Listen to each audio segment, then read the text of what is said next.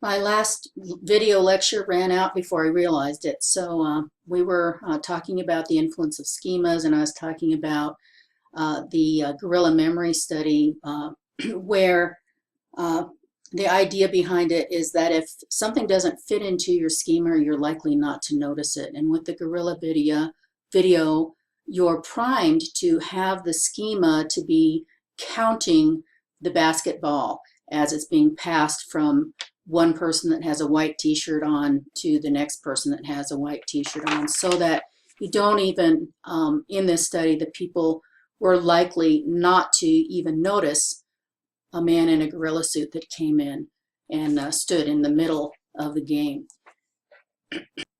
So the gorilla memory study illustrates how information sometimes doesn't even get encoded in our memory if we're too focused on our schema. And another example of that is the study, probably remember from the textbook, the study where they primed individuals to have the schema to kind of put on the identity of a professor and to pay attention kind of to how a professor would approach taking an exam, and then they compared them with another group that wasn't concentrating on that schema, and the group outperformed the control group significantly. That's a strategy that you can actually use when you take exams, is kind of put yourself in the shoes of your professor and try to guess how your professor would approach the questions on your exams.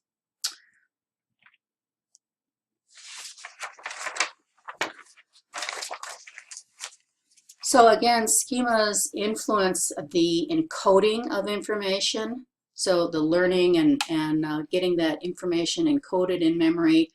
You can miss some things, pay attention to things, over-attend to some things, or it can, and it also affects our retrieval, the extraction of information from memory, pulling that information up for use.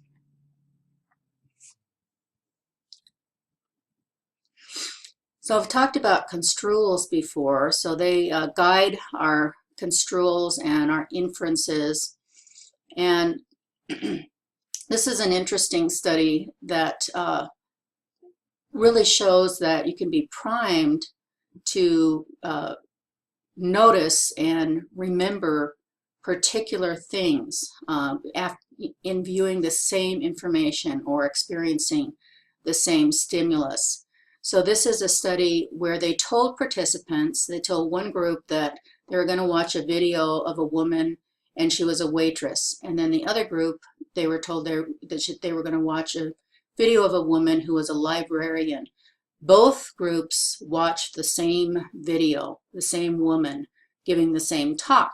And she used equal amount of words that we might associate stereotypically with a librarian and words that we might associate with a waitress. And then they asked the participants after they viewed this film to recall as many words as they could that was related to the person. And interestingly, the specific words that they remembered depended on how they were primed.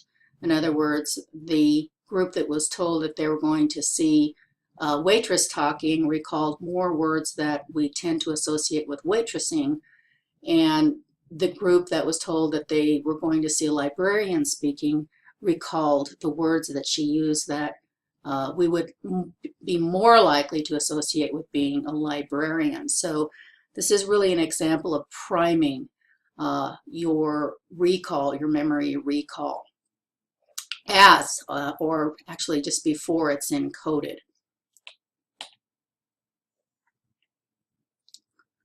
So one of the questions is, you know, are we conscious of this, or is this like a non-conscious thing that goes on? Turns out that it's not necessary for you to be conscious of that. So they've actually asked participants in these types of priming experiments, and they've found that very few of them even suspected that there was any priming going on. They didn't connect the two parts of the study at all. This is a video, this is a really cool video to watch that relates to priming as well, and the influence of money. Priming with the schema of money tends to change our behavior. So I encourage you to watch that because it really illustrates this well. And the definition of a prime that the book has is a stimulus presented to activate the concept in question. So what I think of as a prime is something that primes the pump of your memory so that you can bring that back. Okay. Although in this case we're talking about having it occur before the memory is even formed. So you might call that subliminal because it's below the threshold of perception. There's not an awareness there about having the suggestion implanted that you might attend more to one thing rather than another. It's below that threshold of consciousness, conscious awareness. So you might be asking, how can I use this information to my advantage to influence other people? Here's some interesting information taken from your book, and we won't go over them all now. You can definitely read through them. But some of them that are interesting are, if you want to make employees be more creative, have them work in a green or blue environment, and make sure you don't use red, because that tends to interfere with creativity. On the other hand, if you want to get more dates on a website, make sure that your picture includes you dressed in a red shirt, because individuals rate people in red shirts as a lot more attractive and sexy than other colors. And then this one I think is interesting. Want taxpayers to support education bond issues, lobby to make schools the primary voting location, because if you're in the school, you've got that education schema going and you're more likely to vote for educational bonds. So you can read through the rest of these and get some more ideas. We're going to be talking next about heuristics, and what are heuristics? We've talked about them before. Intuitive mental operations, and they allow us to make quick judgments, give us very efficient answers to some of the common problems that come our way, new stimuli that we encounter. And we're going to be talking first about availability heuristics. These are judgments that are based on how easily something comes to mind. Accessibility can be influenced by our personal attitudes, our what we've learned in our own culture, and also by just recent exposure. The book has a really good example of availability heuristics that kind of come from our cultural influence.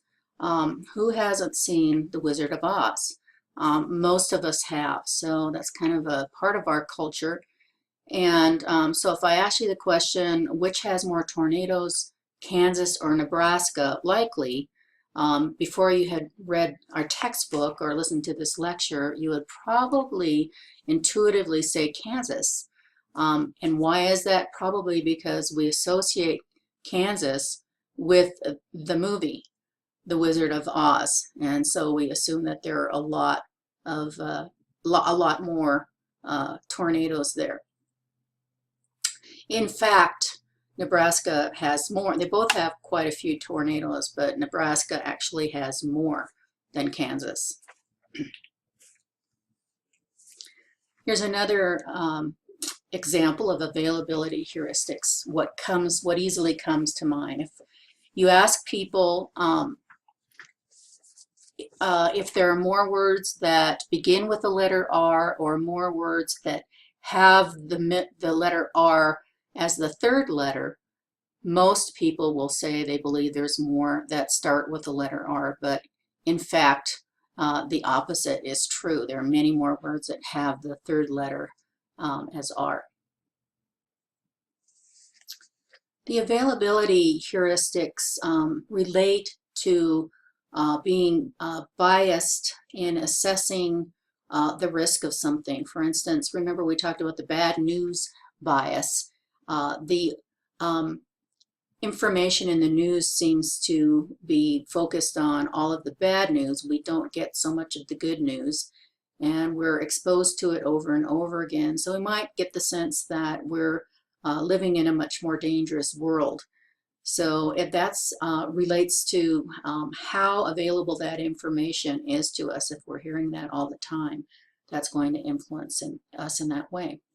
So we're going to switch gears and talk about representativeness heuristics.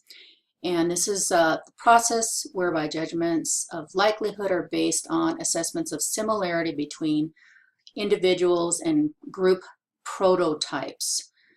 So this kind of relates to stereotyping and how we store things in memory according to categories, or between cause and effect. So I'll ask this question, how likely, what do you think the likelihood is that your professor who studied creative writing as a minor in undergraduate, majored in psychology undergraduate, and then went on to get a master's degree in clinical psychology, worked for years in the substance abuse field, and worked with individuals that have major mental health issues as a therapist and caseworker.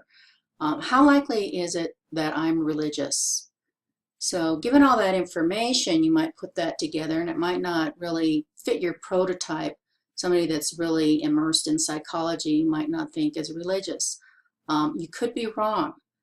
So just an example of that. So with representative heuristics, we make judgments based on how similar something, a new stimulus is to the prototype that we have in our mind. So we make judgments kind of social categories and cause-effect. We assume they're cause-effect relationships when they actually aren't.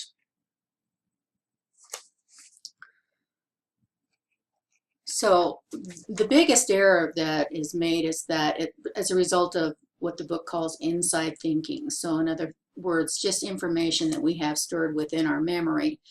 There's other information that you don't know about me that might cause me to be more of a religious person. So it's a sense of not taking the broader context into consideration, and not gathering as much information as you need to actually make an accurate judgment. Okay, we somehow skipped this frame, so I want to make sure we touch base on temporal framing. Remember, framing in general is about either the order that you present information in, or how you frame it, or what information you highlight makes a difference in how it's perceived. And this relates to construal level theory. And this is the idea that in considering upcoming events, if they're far into the future, we tend to have a more abstract approach to them. But we tend to think of things in more concrete terms if they're coming up right away. An example would be signing up for maybe too many classes per semester. When it's a long ways away, that seems like a good idea because you can finish your degree sooner. But when you're in the midst of not getting enough sleep, being overstressed and pressured, then it seems to be a poor decision. So that wraps up the lecture series for Chapter 4.